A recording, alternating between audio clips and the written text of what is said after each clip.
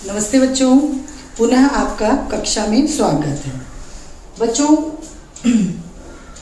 पाठ 3 मान न मान मैं तेरा मेहमान, ये पाठ हम पढ़ रहे थे बच्चों, और हमने इस पाठ को अधूरा छोड़ दिया था। तो बच्चों, मेहमान बनना इतना आसान नहीं होता। मेहमान बनने के लिए कलाकारियाँ होनी चाहिए, थोड़ी चालाकी होनी चाहिए, ताकि तभी लेखक के अनुसार कि आप उसी तरह से असली में अच्छे तरह के मेहमान दिखेंगे। अगर आपके अंदर बात करने का ढंग होगा अच्छे से, आप सामने वाले को इतना प्रभावित कर दीजिए कि उस अपने जो चेहरा है उसको इस तरह से बनाइए, बताइए कि मतलब हम आपके शुभचिंतक हैं और देखिए जो है हम आपके साथ शामिल होने के लिए ही आए हुए हैं। अपनी दोस्ती को पूरी तरह से उनको पूरी सच्चाई ईमानदारी के साथ उनके सामने विश्वास दिलाइए, तभी आप मेहमान बनने के लायक रहेंगे। और आपको मेहमान यदि बनना है तो उसके लिए आपको कुछ चालाकियाँ तो करनी पड़ेंगी, उसके लिए कला होनी चाहिए। मेहमान बनना इतना आसान नहीं होता कि किसी के घर जा कर के आप अचानक जा कर के और अपने रिश्तेदार के रिश्तेदार बन जाइए। तो इस तरह से अगर आपके अंदर वाक्पटुता रहेगी, बात करने की जो कला रहेगी, कुशल कला रहेगी, तो आप जल्दी से जल्दी उस सामने वाले को अपनी बातों से प्रभावित कर लेंगे, ताकि वह आपको अपने घर में ठिकाना दे सके। और अपने परिवार के साथ जाएंगे तो आप तो जो है अपनी पत्नी को आगे कर देते हैं कई बार, और उनसे जो है बातें करवाते हैं। और फिर कई बार बच्चे ही मतलब लोग इतने कुशल बना देते हैं कि मेहमान जो जाते हैं सामने वाले को, मेज़बान को, कि वह एकदम उनकी बातों से एकदम खो जाता है और फिर वह उनकी सेवा और आवभगत में लग जाता है। तो चलिए शेष भाग हम देखते हैं। प्यारे बच्चों, आपने देखा कि बिना जान पहचान के, बिना किसी दिक्कत के लोग जो है दूसरों के घर जा कर के अपनी मेहमानगिरी दिखाते हैं, और किस तरह से जो डाइनिंग टेबल पर जाकर खा पी करके और फिर आने का वादा करते हैं कि हम दोबारा फिर आएंगे करके। तो इस तरह से जब घर जाते हैं तो वहाँ पर मियाँ बीबी इस बात को आपस में लेके लड़ते हैं कि आखिर हम दोनों में से किसके रिश्तेदार थे वो। तो इन बातों को जो है लेखक ने बड़े ही अच्छे तरीके से प्रस्तुत किया है। बच्चों, आगे देखते हैं। वैसे सच पूछा जाए तो मेहमान बनना एक ऐसी कला है जिसका विकास अभी पूरी तरह से नहीं हो पाया है। अब यही देखिए, जब कभी किसी उच्च कोटि के मेहमान का उदाहरण देना होता है तो मुझे अपना ही नाम लेना पड़ता है कि मैं जो हूँ वो अच्छी तरह से लोगों के यहाँ जाता हूँ। अच्छी कोटि यानी अच्छी श्रेणी के उच्च कोटि के मेहमान जब कोई पूछता है तो मैं अपना नाम बताता हूँ। तो इस तरह से कि किस तरह से लोगों के घर में जाता हूँ और किस तरह की कलाकृतियाँ करता हूँ। आज के इस कठिन आर्थिक युग में यह काम भी कठिन होता जा रहा है। आज लोगों को, सही बात है, आज घर चलाना मुश्किल हो रहा है, लेकिन फिर भी जिनको मेहमान बन के जाना है मेज़बान के घर, तो वो अपना काम निकाल ही लेते हैं। किसी तरह से कठिन जो है आजकल परेशानी हो रही है लोगों को, क्योंकि चीज़ों के दाम पहले इतने सस्ते थे और आज इतने महंगे हो गए हैं। लेकिन फिर भी जिनको शौक़ है दूसरों के घर जाने का, कलाकृतियाँ तो दिखानी पड़ेंगी।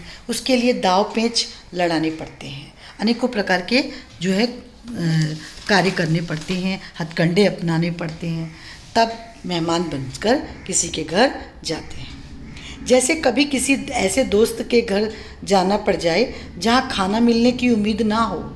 आप किसी के घर जाएं और खाना मिलने की उम्मीद ना हो तो सीधे घर की मालकिन पर ब्रह्मास्त्र चलाना पड़ता है। तो सीधे घर की मालकिन पे जाके जो है हम सीधा उनको ही जो है ब्रह्मास्त्र चलाते हैं, और जो कि एकदम ब्रह्मास्त्र जो है वो ब्रह्मा जी का है ब्रह्मास्त्र, और वही क्योंकि वो उसको कोई काट नहीं सकता, ऐसा वो शस्त्र होता है ब्रह्मास्त्र। तो बच्चों, ऐसा अस्त्र चला देंगे कि सीधा घर की मालकिन जो है उनकी तारीफ़ किस तरह से करते हैं, देखिए वो बताते हैं। यानी कि स्थिति कुछ यूँ होती है कि हम दोस्त के घर पहुँचे, उसने तुरंत मातमी सूरत बनाकर पूछा। मातमी यानी जैसे कोई मर गया हो, ऐसा, जिसके घर में कोई मर गया हो, शोक हो, ऐसी सूरत बना करके, रोनी सूरत, उदासीन सूरत बना करके पूछते हैं। फिर कैसे आना हुआ? जवाब में हमने तुरंत दूसरे कमरे में बैठी मन ही मन हमें कोसती हुई उनकी श्रीमती जी को लक्ष्य करके कहा, यानी उनको उद्देश्य बना करके कहा, बस क्या बताएं यार, उस दिन भाभी जी के हाथ का लाजवाब खाना क्या खाया कि अब किसी और के खाने में स्वाद ही नहीं आता है। इतना अच्छा खाना बनाती हैं जो कि ससुरे 5 स्टार होटल के शेफ भी भाभी जी के हाथ के जादू के आगे पानी भरते हैं। 5 स्टार में खाना बहुत अच्छा मिलता है बच्चों।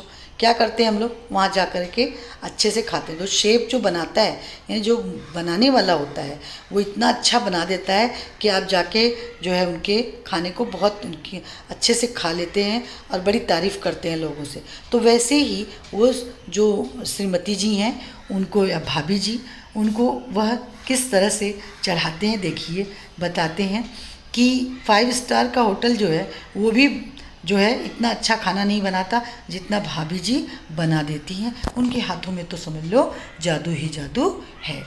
बस हो गया किला फतह, यानी किले को जीत लिया, फतह कर लिया, बस किला जीत गया। यानी औरतों का जो वो समझते हैं कि औरतें बड़ी जल्दी खुश हो जाती हैं। उनके अगर कोई खाने की तारीफ़ कर दे, उनके हाथ का खाना बना बहुत अच्छा है, तो बस औरतें इतनी खुश कि वो आपके 100 काम करने के लिए तैयार हो जाती हैं। अब हमारा प्यारा दोस्त भले ही हमें घर से धक्के देकर निकालना चाहता हो, दोस्त नहीं चाह रहा है कि यहाँ पर रुकें, पर प्यारी भाभी जी अपने इस कद्रदान देवर को भूखा थोड़े ही जाने देंगी। अर्थात यहाँ पे लेखक कहना चाहते हैं कि भाभी जी का इतना गुणगान कर दिया कि वो अपने देवर, मतलब मैं उनके पति का छोटा भाई, तो उसको जो है रिश्ता बना लिया, देखिए किस तरह से। और वो देवर को भूखा नहीं जाने देंगी क्योंकि उन्हें अपने हाथों का जादू देवर को दिखाना है। शादी होने के बाद से हमने बच्चों के विद्यालय की छुट्टियों के दिनों वाली थोड़े स्थायी प्रकार की मेहमानदारी विधा के विकास की ओर काफ़ी ध्यान दिया है। मेहमानदारी विधा है, बता रहे हैं कि किस तरह से वो कला है जो कि मेहमान के जो है उनके घर जाना चाहिए। मेहमानदारी की फसल जो है बहुत अच्छी होती है, किसी घर जाना, और फिर वो भी ससुराल की धरती काफ़ी उपजाऊ होती है। ससुराल में जाओ तो बड़ी सेवा होती है। तो स्थायी सेवा कब लेते हैं? जब बच्चों के स्कूलों की छुट्टियां हो जाती हैं। लेखक कहते हैं ससुराल पर धावा बोलते ही, अर्थात ससुराल पर जैसे ही आप आक्रमण करते हैं यानी जाते हैं, उस समय बच्चों का बड़ा सहारा रहता है। बच्चे ले जाओ, वो बड़े खुश रहते हैं, वो बहुत काम आ जाते हैं अगर हमें किसी के घर जाना है तो। जितने ज़्यादा बच्चे होंगे उतनी ही ज़्यादा बार हमला करने की सुविधा रहेगी, यानी उतनी ही बार जाने की सुविधा रहेगी।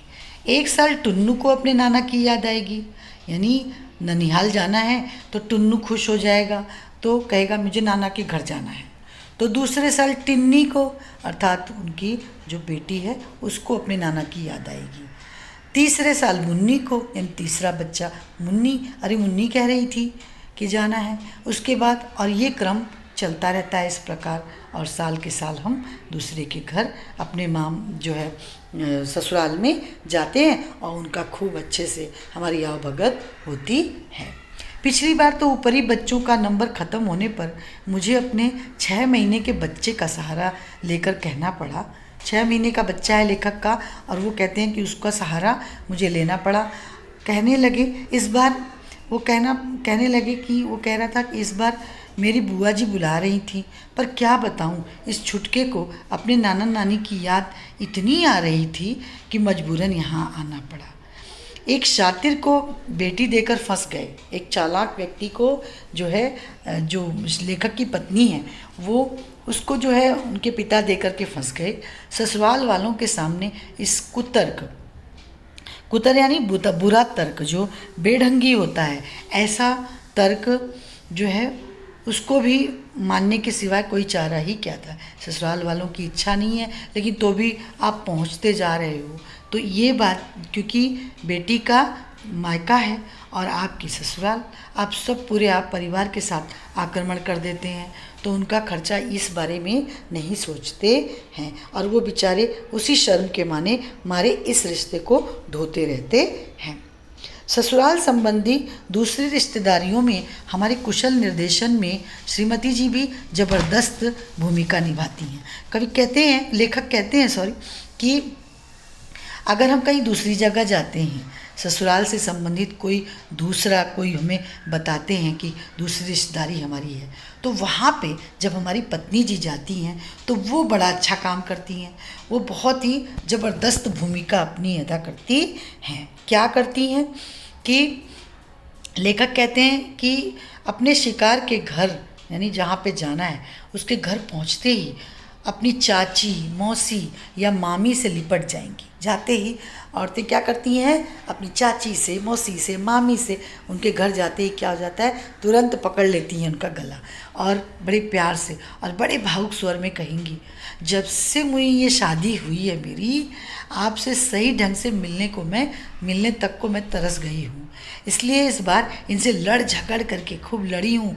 अर्थात लेखक की पत्नी कहती हैं, इनसे खूब लड़ झगड़ करके और सबको लेकर के इधर आई हूँ ताकि जी भरकर आपके साथ रह सकूँ। अर्थात मुझे कोई तकलीफ़ इन लोगों को ना हो और मैं ये कोई बहाना ना बना सकें, इसलिए मैं इनको साथ ही लेकर के आ गई हूँ ताकि आपसे खूब अच्छे से बातचीत हो सके।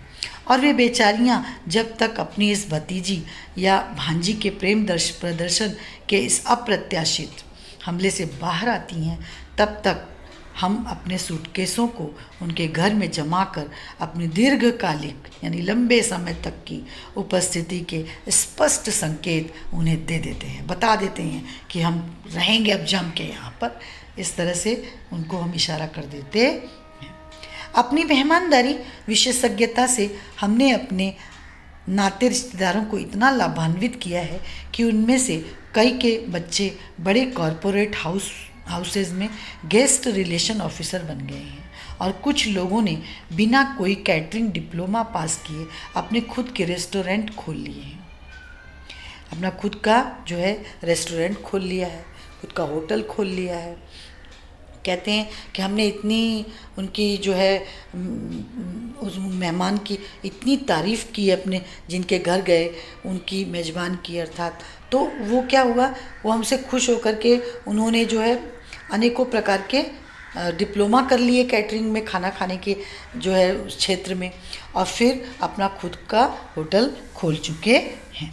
तो कहते हैं लेखक कि अपना तो छोटा सा देशभक्तिपूर्ण प्रयास यही है कि एक दिन Guinness book of world records में यह छपे कि दुनिया में सबसे अधिक मेहमान बनाने का रिकॉर्ड भारत के इस लाडले सपूत ने स्थापित किया। लेखक कहते हैं कि ये Guinness book of world record में आना चाहिए कि मैं इस तरह की देशभक्ति निभाता हूँ कि सब लोग जो है अच्छे कार्य बता रहे हैं वो अपने, कि सब लोग इस मेरे जैसे मेहमान का जो है सभी लोग गुणगान करें और कहें कि देखो कितना अच्छा कार्य किया है। अगर मेरे संबंधी दोस्त और जानकार थोड़ा सा धैर्य रखें तो यह काम कोई मुश्किल भी नहीं है। उनका हौसला बढ़ाने के लिए मैं अक्सर उनको ये शेर सुनाता रहता हूँ, शायरी सुनाता हूँ।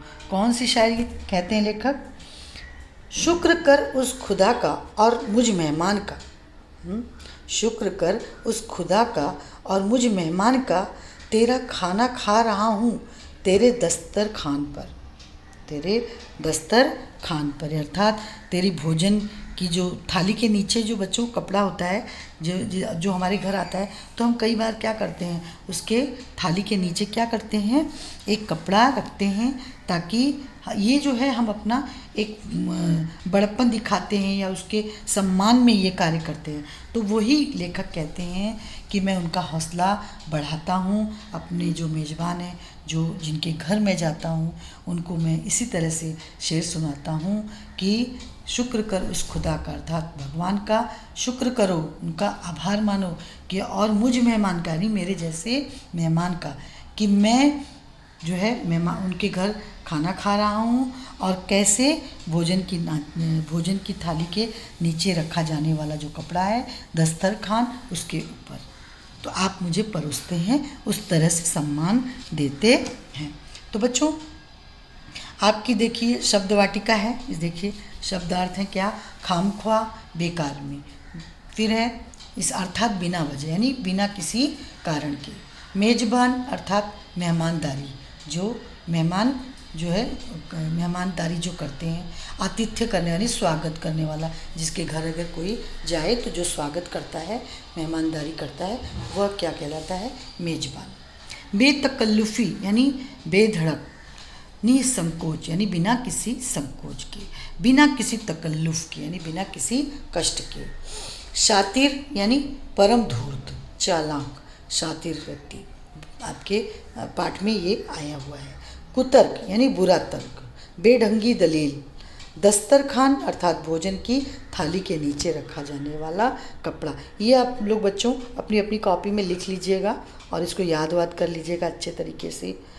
आगे है बच्चों आप लोगों को बहुत अच्छे से कि सूचना के अनुसार कृतियाँ करो, आशा है आप लोग कर ही रहे होंगे इसको। तो संजाल पूर्ण करना है, लेखक के बच्चों के नाम, तो पहला जो है क्या है नाम, जो है छुटका, टुन्नू, मुन्नी, टिन्नी, यही सब चारों नाम हैं लेखक के बच्चों के। फिर है बच्चों सही विकल्प चुनकर वाक्य पूरा करो। शादी के बाद उसमें पति के कुनबे का समावेश करो, 2 हैं दिए हुए, तो आप उसमें से एक जो सही है कुनबे उसको आप शामिल कर लीजिए। उसके बाद है बच्चों आपका शौक हो तो ऐसा हो वरना ना हो, शौक आएगा बच्चों, बीच वाला जो है वो आएगा। फिर है बच्चों टिप्पणी लिखो, छुट्टियों में घर घर दिखाई देने वाला दृश्य, आप ये टिप्पणी लिख सकते हैं, इसके बारे में काफ़ी अच्छा लिख सकते हैं टिप्पणी। जैसे प्रत्येक साल जब मई जून और अक्टूबर में जब छुट्टियां पड़ जाती हैं तो उस समय क्या होता है कि लोग क्या करते हैं, मेहमान जो है हमारे घर में बढ़ जाते हैं और घर में बहुत चहल पहल हो जाती है। ऐसे जो सुखद दृश्य हैं वो हमारे घर में घर में यानी सभी घरों में, भारत के सारे घरों में, क्योंकि मेहमान को क्या माना जाता है, भगवान माना जाता है, तो इस तरह का दृश्य जो है आपको घरों में दिखाई देगा। तो आप लिख सकते हैं इस तरह से। भारतीय मेहमानदारी, तो आप इसके बारे में भी लिख सकते हैं, आपने पढ़ा अभी पाठ कि भारतीय मेहमानदारी जो होती है वो ज़्यादा स्थायी प्रकार की होती है। जैसी आपकी श्रद्धा लोगों के प्रति होगी और सहूलियत होगी, जैसी आपको जो है सुविधा आपके पास होगी, उस तरह से लोग मेहमान जो है आपके घर आप रोक सकते हैं और आप दूसरों के घर मेहमान बनकर कई बार कुछ घंटे भी रह सकते हैं और कई महीनों तक भी आप बन सकते हैं। फिर है बच्चों आप लोगों को सदैव ध्यान में रखो, ये सबको याद रखना चाहिए, अतिथि बनकर जाने से पहले यजमान की सुविधा देखनी चाहिए। आप किसी के घर जाओ तो ये ज़रूर ध्यान दो, इस जो ये कहानी है लेखक ने लिखी है, इतना अच्छा व्यंग्य जो किया है उसमें बताया है कि किसी के घर अगर आप जाते हैं अतिथि बनकर के, तो पहले उस घर में जा कर के उस व्यक्ति की जो सुविधाएं हैं कि आपको वो अफोर्ड करेगा या नहीं करेगा, आपके खर्चों को वो उठा पाएगा कि नहीं, ऐसी सुविधा ज़रूर देख लेनी चाहिए। फिर है बच्चों आप लोगों को भाषा बिंदु, चौखट में निर्देशित कालानुसार क्रिया रूप में परिवर्तन करके लिखो।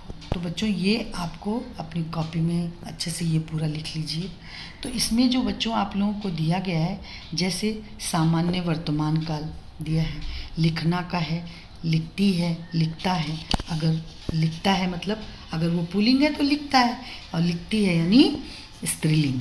तो बच्चों ये आपको जो है जो जहाँ पे डैश लगा है वहाँ पर आप किस तरह का प्रयोग करेंगे वो आपको लिखना है। करना है तो करना का क्या आएगा, करती है, और फिर अगर पुल्लिंग है तो करता है।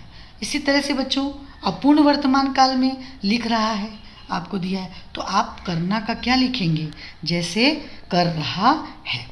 तो इसी तरह से फिर आपको दिया है अपूर्ण भूतकाल, भूतकाल यानी जो बीत चुका है, तो किया का क्या करेंगे, किया का अपूर्ण भूतकाल में जो है आपने लिख रहा था तो आप क्या लिखेंगे वहाँ पर, कर रहा था या करना था। फिर उसके बाद पूर्ण भूतकाल है, किया था, लिखा था, यानी आपको पूर्ण भूतकाल में क्या होता है, था, थी, थे, लिखा था, गाया था, सुना था, तो इसमें आएगा करना का क्या आएगा, किया था। उस तरह से फिर है लिखेगा, यानी आपको सामान्य भविष्य काल में अगर आप उसको लिखेंगे तो क्या लिखेंगे बच्चों, करना है तो करेगा, करेगा आएगा बच्चों। इसके बाद है बच्चों उसमें अपूर्ण भविष्य काल में आएगा, जैसे आपको दिया है लिख रहा होगा और आपको उपयोग किसका करना है, करना का, तो आप इसमें क्या लिखेंगे, पूर्ण भविष्य काल के अंतर्गत करे जो है कर रहा होगा। इसी तरह से बच्चों आपके जो ये नीचे दिया गया है जैसे मांगना, तो इसमें आप जैसे करेंगे तो आपको बनाना है अपूर्ण वर्तमान काल। अपूर्ण वर्तमान काल जब बनाएंगे बच्चों तो उसमें क्या करेंगे, मांगना का मांग रहा है ना, मांग रहा है। फिर उसके बाद आएगा आपका सामान्य भूतकाल। भूतकाल में क्या करेंगे बच्चों, जैसे सामान्य भूतकाल में लिखा है तो मांगना का लिखेंगे मांगा। फिर है बच्चों आप लोगों का लिखा था तो मांगा था। फिर इसमें भविष्य काल में मांगेगा लिखेगा है और मांगेगा सामान्य भविष्य काल के अंतर्गत है। फिर अपूर्ण भविष्य काल के अंतर्गत आएगा मांग रहा होगा। फिर उसके बाद है आपका शब्द है देना। देना अर्थात अब इसको जब हम करेंगे सामान्य वर्तमान काल में, देख रहे हैं आप इसमें तो डैश लगा हुआ है, वहाँ आपको भरना है देता है। उसके बाद है आपको दिख रहा है पूर्ण वर्तमान काल में डैश दिख रहा है तो आप यहाँ लिखेंगे दिया है। उसके बाद है बच्चों अपूर्ण भूतकाल में दे रहा था या देता था। उसके बाद है सामान्य भविष्य काल में देना का आएगा देगा। फिर उसके बाद अपूर्ण भविष्य काल में बच्चों आएगा दे रहा होगा। पूर्ण भविष्य काल में दिया होगा। उसके बाद सबसे अंत में देखिए उठना का आपको करना है।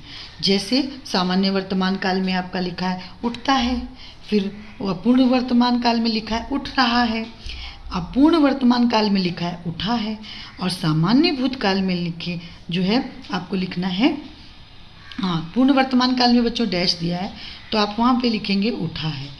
फिर सामान्य भूतकाल आपको दिया ही है तो उठा, तो इस तरह से लिख सकते हैं सामान्य भूतकाल में उठा, और फिर अपूर्ण भूतकाल में लिखेंगे उठ रहा है, फिर उठा था पूर्ण भूतकाल में, फिर सामान्य भविष्य काल बच्चों आएगा उठेगा, फिर उसमें आएगा उठ रहा होगा अपूर्ण भविष्य काल में, फिर है पूर्ण भविष्य काल में उठा होगा।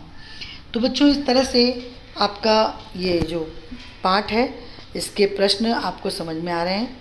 सबसे उपायोजित लेखन में आप लिख सकते हैं सबसे सुंदर अपना देश। अपना देश जो है भारत बहुत ही सुंदर है, इस पर आप निबंध लिख सकते हैं, बहुत अच्छा निबंध। इस देश की क्या विशेषताएं हैं, इस देश में क्या क्या चीज़ें हैं जो आपको आकर्षित करती हैं। सबसे सुंदर क्या है, यहाँ अलग तरह का पहनावा, वस्त्र और अलग तरह की बोली, ये सब आपको अच्छा लगता है। पहाड़ हैं, अनेकों राज्य हैं इसमें, तो इस पर आप निबंध लिख सकते हैं। तो आप इसका निबंध लिखिए बच्चों। तो आपने क्या समझा आपने ये भी बता सकते हैं। जैसे आपने इस पाठ को पूरा पढ़ा तो आपको कैसा लगा, आपने इसके क्या समझा कि दूसरे के घर हमें जाना चाहिए तो कैसे जाना चाहिए, कुछ समय के लिए जाना चाहिए, ये न कि जाके वहाँ अपना पूरा डेरा डंडा उठा जो है डालकर हम बैठ जाएं वहाँ काफ़ी दिनों तक।